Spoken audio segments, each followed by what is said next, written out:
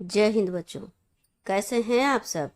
आशा करती हूँ आप लोग सब स्वस्थ होंगे, मस्त होंगे और अपनी पढ़ाई में व्यस्त होंगे। तो आइए बच्चों, आपका जो क्लास 9th में गद्य साहित्य का जो इतिहास का जो विशेष पाठ्यक्रम का एक विशेष हिस्सा है बच्चों, गद्य साहित्य का इतिहास। तो वहाँ हम क्वेश्चन नंबर 41 से प्रारंभ करते हैं। हमने पिछले क्लास में क्वेश्चन नंबर 40 तक कंप्लीट कर दिया है। तो बच्चों, आप लक्ष्य हिंदी क्लास चैनल से जुड़े हुए हैं, आप हैं किरण मैम के साथ। तो आइए आज प्रारंभ करते हैं गद्य साहित्य का इतिहास। बच्चों, इस चैनल के माध्यम से हम कक्षा 9, 10, 11 और 12 ये 4 क्लासेज के बच्चों हिंदी विषय का जो संपूर्ण पाठ्यक्रम है इसको हम प्रोवाइड करते हैं। डे बाय डे प्रत्येक सिस्टमेटिक तरीके से, क्रमबद्ध तरीके से हम आपको इस चैनल के माध्यम से संपूर्ण पाठ्यक्रम प्रोवाइड करेंगे। ऐसा नहीं है बच्चों कि आपको कोई लेसन पढ़ा दिया जाए, 2-4 लेसन छोड़ के फिर नेक्स्ट, ऐसा नहीं है। निरंतर हम आपको फर्स्ट लेसन से शुरू करके पद्य साहित्य के इतिहास में हमने और निरंतर आगे बढ़ रहे हैं। और ये है आपका गद्य साहित्य का इतिहास, जिसमें हम प्रश्न जो थ्योरी है बच्चों उसको अच्छे से हम लोगों ने समझ लिया है। गद्य की विविध विधाओं को समझ लिया है और कई युगों को, जैसे द्विवेदी युग हो गया, छायावाद युग हो गया, आपके जो पाठ्यक्रम का महत्वपूर्ण हिस्सा है बच्चों भारतेंद्र युग हो गया, इस सब को हम सीरियल वाइज पढ़ते आ रहे हैं। अब हम आगे बढ़ रहे हैं प्रश्नोत्तर श्रृंखला की ओर, जिसमें हम 41 क्वेश्चन को सॉल्व कर चुके हैं। अब बच्चों हम 41 से आगे बढ़े, इसी प्रकार से आपके एग्जाम में क्वेश्चन आंसर बनेंगे। तो इससे अवगत होकर निरंतर आप जुड़े रहिए और आपके एग्जाम तक संपूर्ण आपके जो पाठ्यक्रम समाविष्ट हैं आपकी क्लास में उसको हम कंप्लीट कराएंगे। तो आइए बच्चों शुरू करते हैं क्वेश्चन नंबर 41 से। देखिए क्वेश्चन नंबर 41 क्या कह रहा है। हिंदी गद्य के विकास में द्विवेदी जी के योगदान का उल्लेख कीजिए बच्चों। यहाँ पर यह कह रहा है क्योंकि हमारा जो हिंदी गद्य का विकास हुआ है वो किसी एक लेखक या किसी एक युग से नहीं हुआ है, ये प्राचीन युग से चला आ रहा है। आपका जो पहला हिंदी भाषा में लिखा गया रचना है बच्चों चंद छंद वर्णन की महिमा, जो कि गंग कवि ने लिखा है, जो अकबर के समकालीन उनके शासन के उनके दरबार में रहते थे। गंग कवि, उनके द्वारा पहला हिंदी भाषा का गद्य साहित्य का है बच्चों पुस्तक, जो कि चंद छंद वर्णन की महिमा, तो वहां से शुरू हो रहा है। तो वही यहाँ पर ये कह रहे हैं कि जो द्विवेदी जी का योगदान है वो क्या है। तो देखिए बच्चों, आचार्य महावीर प्रसाद द्विवेदी, हाँ द्विवेदी जी से मतलब बच्चों आचार्य महावीर प्रसाद द्विवेदी से है, ना कि हजारी प्रसाद द्विवेदी से। ध्यान दीजिएगा आप लोग। आचार्य महावीर प्रसाद द्विवेदी ने सरस्वती पत्रिका के माध्यम से भाषा का परिष्कार किया, अनेक भाषा शैलियों गद्य विधाओं को जन्म दिया तथा सहयोगी लेखकों को साहित्य रचना के लिए प्रेरित किया। सहयोगी अर्थात उनसे जो समकक्ष और अन्य लेखक थे उनको भी साहित्य रचना को लिखने के लिए प्रेरित किया बच्चों। तो यह हमारा विकास योगदान क्या रहा कि इन्होंने सरस्वती पत्रिका के माध्यम से लोगों तक पहुंचाया, अर्थात अपनी सरस्वती पत्रिका में बहुत सारे लेखकों के गद्य रचनाओं को इन्होंने प्रकाशित कराया। प्रकाशित अर्थात जनता तक, आम जनता तक पहुंचाया कि लोग पढ़ें और समझें।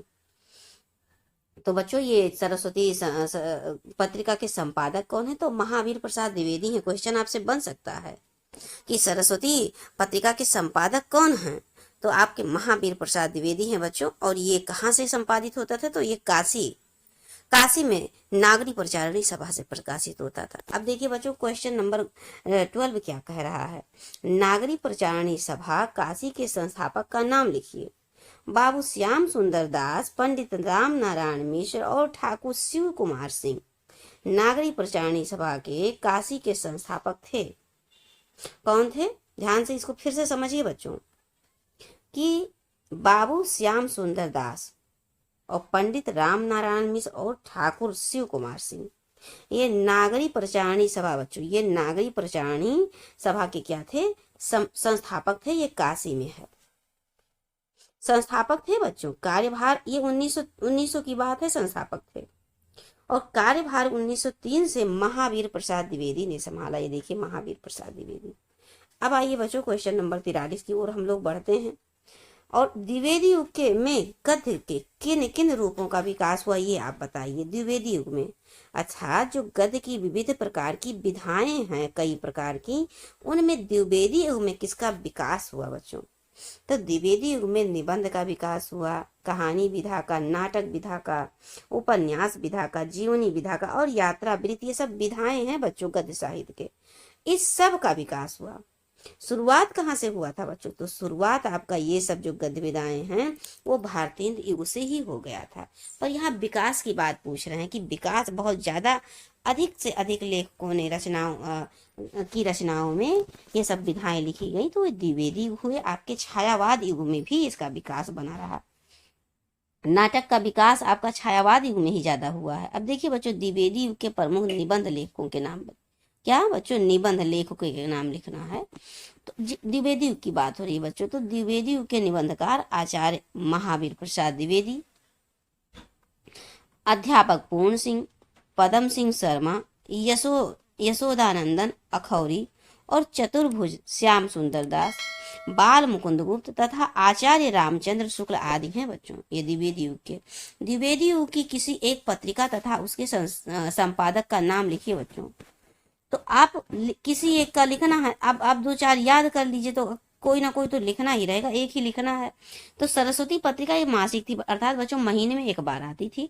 ये महावीर प्रसाद द्विवेदी इसके संपादक थे।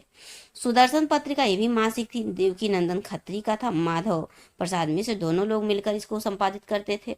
समालोचक मासिक था पत्रिका, ये भी चंद्रधर शर्मा गुलेरी ने प्रारंभ किया था, संपादक ये थे। देवनागर ये भी मासिक था, देवनागर उमापति दत्त शर्मा और यशोदानंदन थे बच्चों। इंदु ये भी प्रकाश क्या कहते हैं मासिक थी, ये अंबिका प्रसाद गुप्त का था बच्चों। पत्रिका की बात हो रही है, यहाँ पर ध्यान दीजिएगा, पत्रिका की बात हो रही है। अब देखिए बच्चों, पाटलिपुत्र पत्रिका ये मासिक थी, महीने में एक बार आती थी, काशी प्रसाद जायसवाल की है बच्चों, ये संपादक हैं। अब कुछ और प्रश्न देख लेते हैं बच्चों द्विवेदी युग से संबंधित, ध्यान दीजिएगा, द्विवेदी युग की बात हो रही है अभी। किसी एक विशेषता का वर्णन कीजिए अथवा द्विवेदी युग की विशेषताएं बताइए। कह रहा किसी द्विवेदी युग की कोई एक ही विशेषता का वर्णन कीजिए या द्विवेदी युग की विशेषताएं बताएं। तो विशेषता देख लीजिए बच्चों, हिंदी भाषा का परिमार्जन हुआ द्विवेदी युग में, भाषा को व्याकरण परक बनाया गया द्विवेदी युग में, शब्द का विन्यास हुआ द्विवेदी युग में, वाक्य विन्यास हुआ द्विवेदी युग में और विराम चिन्हों का प्रयोग होने लगा द्विवेदी युग में।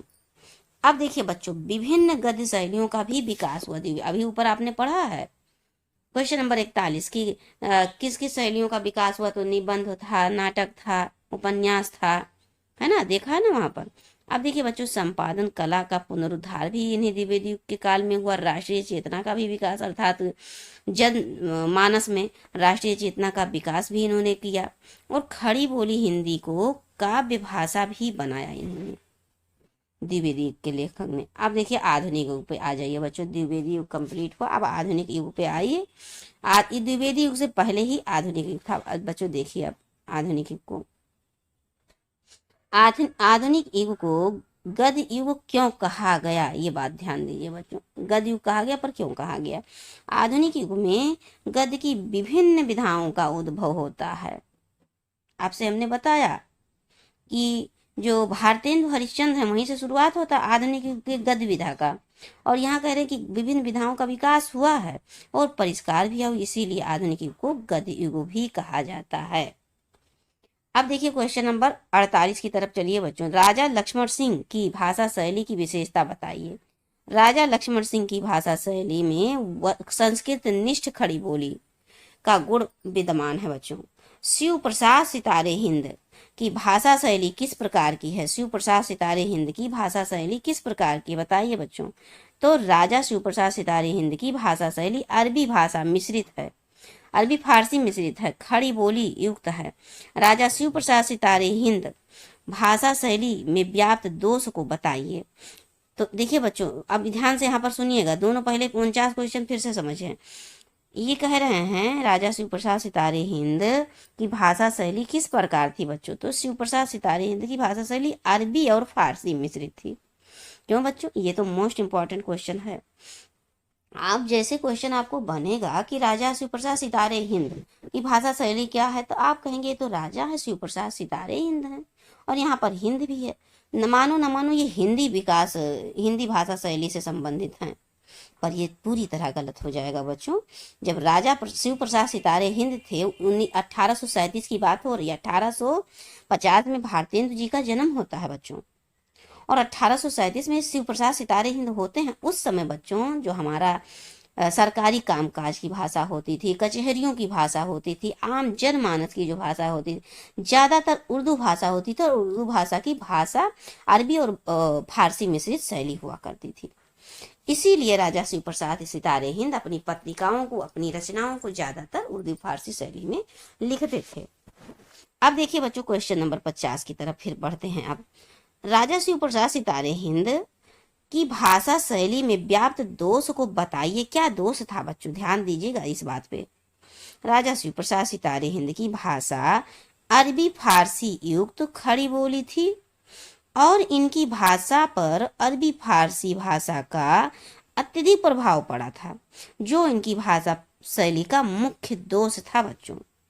इसको दोष कहा गया है कि इन्होंने अरबी और फारसी भाषा का अत्यधिक प्रभाव किया अपनी रचनाओं में। इनकी भाषा यही अरबी फारसी थी, यही मुख्य दोष है इनका। मोस्ट इंपॉर्टेंट क्वेश्चन में है बच्चों, ये ध्यान दीजिएगा। अब देखिए वहीं पर आ जाइए राजा। अब देखिए वहां पर राजा द्वय के नाम से यही दो जाने जाते हैं। कौन, देखिए फिर से देख लीजिए। अगर राजा द्वय का नाम आ गया, द्वय, तो द्वय राजा अर्थात दो राजा में कौन ना, ये राजा शिवप्रसाद सितारे हिंद और ये राजा आपके क्या कहते हैं, लक्ष्मण सिंह बच्चों। तो इन्हीं को आप पढ़िए। इनमें क्या दोष था, इनके भी दोष को पढ़ लीजिए।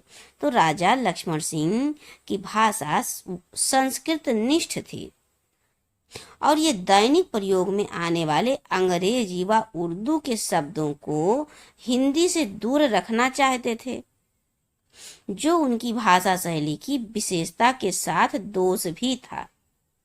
फिर से समझिए बच्चों, राजा लक्ष्मण सिंह की भाषा कैसी थी, तो संस्कृत निष्ठ। अब संस्कृत निष्ठ समझ लीजिए पहले। तो संस्कृत निष्ठ क्या होता था बच्चों, जो संस्कृत में जैसे मान लीजिए सूर्य हो, तो हम सूरज तद्भव हो जाता है, सूर्य आपका संस्कृत हो जाता, रात आपका तद्भव हो गया, और रात्रि आपका संस्कृत निष्ठ अर्थात तत्सम शब्द हो गया। तो वही ये संस्कृत निष्ठ अपने संस्कृत भाषा को अधिक से अधिक अपने दैनिक चर्या में प्रयोग करना चाहते थे। उनका कारण ये था कि अंग्रेजी और उर्दू के शब्दों को हिंदी से दूर रखना चाहते थे कि हिंदी में हिंदी ही सिर्फ रहे, संस्कृत निष्ठ रहे, पर ये क्या ना रहे, उर्दू के शब्द ना रहे। यही इनका दोष भी था और यही इनकी विशेषता भी थी, राजा लक्ष्मण सिंह की बच्चों।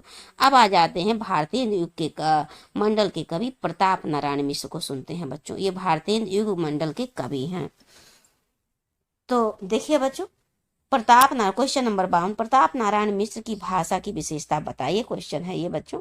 तो इनकी भाषा की विशेषता प्रवाहमयी थी, मुहावरेदार थी, सुबोध थी, और भाषा का चुटीलापन मन पर सीधा प्रभाव पड़ता था बच्चों। जब भाषा कोई चीज लिखा रहेगा, कविता या कोई गद्य, उसमें मुहावरा रहेगा, लोकोक्ति रहेगा, सरस रहेगा, सुंदर, तो क्या पढ़ने में अच्छा नहीं लगेगा, चुटीलापन नहीं रहेगा, पढ़ने में बहुत अच्छा लगेगा। तो वही प्रताप नारायण मिश्र की भाषा में थी। अब देखिए क्वेश्चन नंबर 53 पे चलिए बच्चों, बाबू श्याम सुंदर दास की रचनाओं को बताइए। तो सासे सुंदर, सासे श्याम सुंदर दास, साहित्य लोचन, भाषा रहस्य, भाषा विज्ञान, और हिंदी भाषा और साहित्य का इतिहास। हिंदी भाषा और साहित्य का इतिहास बच्चों बाबू श्याम सुंदर दास का था। साहित्य का इतिहास श्याम सुंदर दास, हिंदी भाषा और साहित्य का इतिहास साहित्य लोचन श्याम सुंदर दास, भाषा रहस्य, भाषा विज्ञान श्याम सुंदर दास। अब आइए बच्चों लल्लू और इंसा अल्लाह खां को देख लेते हैं। प्रेम सागर लल्लू लाल, रानी केतकी की कहानी, क्या कहते हैं, इंसा अल्लाह खां। तो इनको पढ़ लेते हैं। क्वेश्चन नंबर 54 की तरफ चलिए बच्चों। देखिए, लल्लू लाल और इंसा अल्लाह खां की भाषा में अंतर को बताइए, क्या डिफरेंस था दोनों की भाषा में। तो लल्लू लाल की भाषा कैसी थी बच्चों, तो ब्रज भाषा थी। ब्रज भाषा में युक्त खड़ी बोली थी इनकी, लल्लू लाल की। और जबकि इंसा अल्लाह खां की भाषा बच्चों ठेठ खड़ी बोली थी। खड़ी बोली तो दोनों की थी, पर जो लल्लू लाल थे इनकी भाषा में ब्रज भाषा मिक्स था, और जबकि इंसाअल्लाह खां की जो भाषा एकदम ठेठ खड़ी बोली थी, जिसमें सजीवता एवं चुलबुलापन का गुण विद्यमान था। अब चंद्रकांता को पढ़ लेते हैं बच्चों। चंद्रकांता क्या है? उपन्यास है। एक क्वेश्चन ये भी बन जाता है कि चंद्रकांता कौन सी विधा है, तो उपन्यास है। अब इनके लेखक का नाम आपको लिखना है, रचनाकार का नाम। तो भारतेंद्र युग की रचना चंद्रकांता के रचनाकार देवकीनंदन खत्री है। ये भी क्वेश्चन आपको बता दिया जाते जाते कि ये भारतेंद्र युग का है बच्चों चंद्रकांता, और देवकीनंदन खत्री भी भारतेंद्र युग के कवि हो गए। अब देखिए बच्चों क्वेश्चन नंबर 56 पे हम लोग चलते हैं। तो देखिए द्विवेदी युग के प्रसिद्ध आलोचकों की बात बच्चों, वह साहित्य इतिहास लेखकों का नाम बताइए। दो चीज, एक तो आलोचक और दूसरा साहित्य इतिहास का नाम बताइए। तो बच्चों आलोचक व साहित्य इतिहासकार दोनों पदम सिंह शर्मा है, श्याम सुंदर दास और आचार्य रामचंद्र शुक्ल है बच्चों द्विवेदी युग में। अब देखिए बच्चों आचार्य रामचंद्र शुक्ल किन गद्य विधाओं के लेखन के कार्य में प्रसिद्ध रहे हैं, रचना सहित बताइए। तो आलोचना में रस मीमांसा और चिंतामणि, ये इन्हीं का है, चिंतामणि निबंधों का संग्रह है आचार्य रामचंद्र शुक्ल का।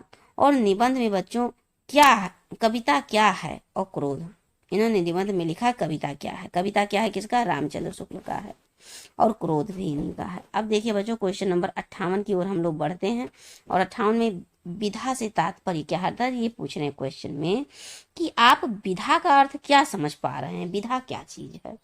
तो देखिए बच्चों साहित्य में भाव या विचारों की अभिव्यक्ति के विभिन्न रूप विधा कहलाते हैं, जैसे निबंध, कहानी, नाटक, कविता आदि सब विधाएं हैं बच्चों। गद्य विधाओं से आप क्या समझते हैं? छंद मुक्त भाषा शैली में साहित्य के विभिन्न रूपों के माध्यम से अपने भाव व्यक्त करना गद्य विधाएं कहलाती हैं, जैसे नाटक, कहानी, उपन्यास, निबंध आदि। अब देखिए बच्चों प्रमुख गद्य विधाओं का जन्म कब हुआ? भारतेंद्र युग में हुआ। कब हुआ? आपसे हमने बताया है कि भारतेंद्र युग में विभिन्न प्रकार की गद्य विधाओं का शुरुआत हो गया था, इसीलिए भारतेंद्र युग को आधुनिक युग भी कहते हैं या गद्य युग भी कहते हैं। अब देखिए बच्चों क्वेश्चन नंबर 60, आज हम 60 तक कंप्लीट कर लिए। आपको नेक्स्ट क्लास में मिलेंगे क्वेश्चन नंबर 61 के साथ। बच्चों हमें पूरा विश्वास है कि आप क्वेश्चन आंसर को देख रहे हैं, समझ रहे हैं, इसी प्रकार से आपके एग्जाम में क्वेश्चन बनेंगे।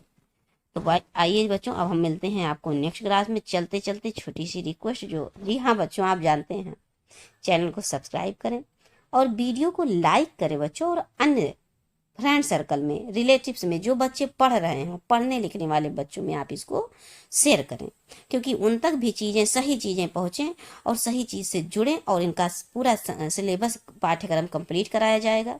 एग्जाम तक आप पूरी तरह से हिंदी में मजबूत हो जाएंगे बच्चों। आप खुद से, चाहे जितना आपका हिंदी कमजोर रहा हो, आप पिछले आने वाले 3 से 4 महीने में जो आपका फाइनल टर्म का एग्जाम होगा, उसमें आप एकदम पूरी तरह से हिंदी विषय को लेकर आप चिंता मुक्त हो जाइए और इस चैनल से जुड़ जाइए। तो अब मिलते हैं बच्चों आपको नेक्स्ट क्लास में क्वेश्चन नंबर 61 के साथ। जय हिंद बच्चों।